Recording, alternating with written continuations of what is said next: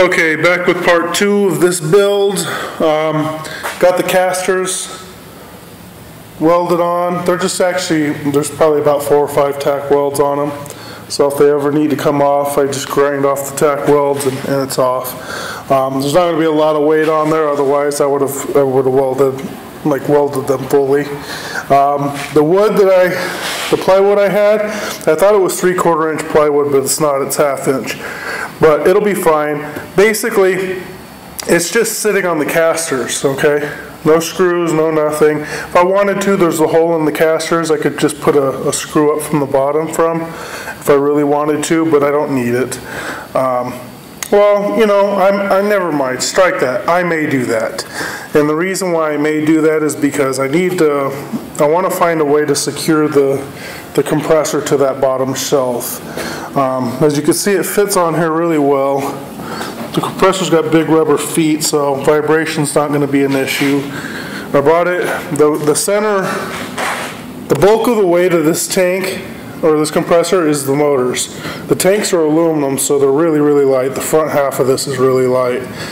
The weight's back here, so I was trying to get the weight shifted more towards the center by dragging it forward, which works out because the quick, you know, ball valve to drain the tanks will spew out right here versus on the shelf. So, and then that'll actually allow me to get to the quick disconnects or quick connects here for the compressor hoses.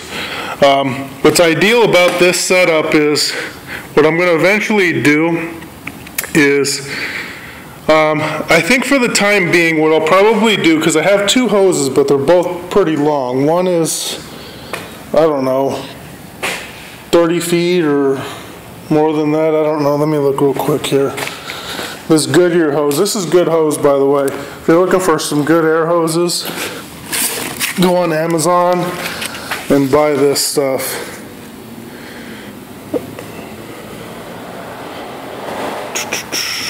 It's 50 feet of hose, 300 psi. It's actual rubber hose. The rubber hoses are the good ones, especially when you live in cold climates.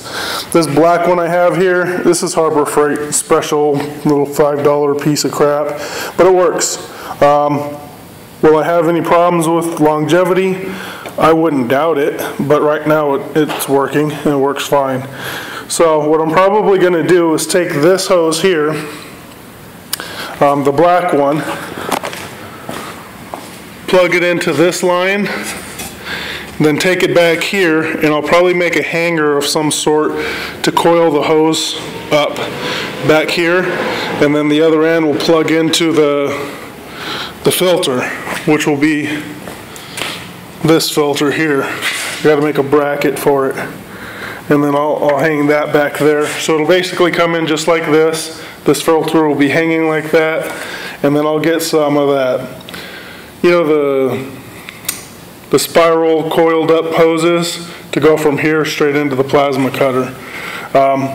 That's what I'll probably do initially. Down the road, what I may end up doing is building some sort of a heat exchanger, cooler type thing back here with a drain. That'd be pretty simple to do. I could actually probably use the AC core from this Pathfinder for that, since I have it. We'll see.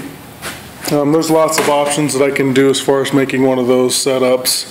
So I could also just go get some soft copper tubing and that's coiled up and coil it up real tight and do a couple of runs, and that should be plenty enough to cool off any kind of long use plasma cutting.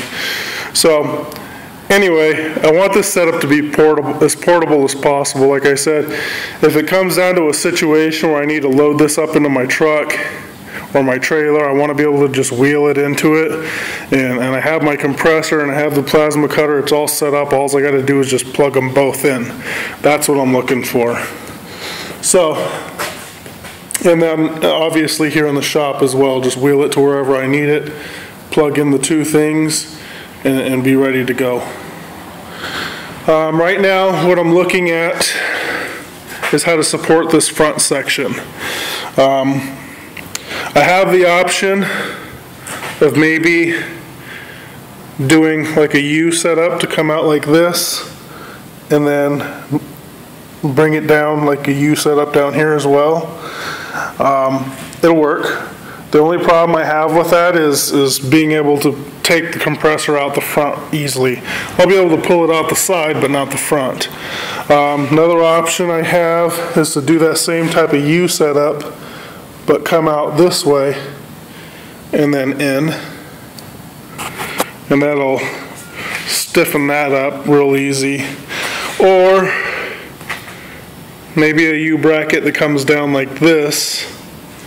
Double it up. Do one that comes down, one that comes up, because then that'll have the side support for the plasma cutter, and then come in here. It's still going to flex though, because it's flexing down here at this joint. I don't know. I'll figure something out.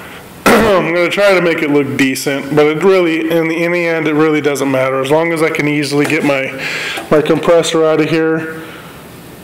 You know what? That probably doesn't make that big of a difference either, because if I bolt this thing to the bottom, it's not going to be easy to remove anyways.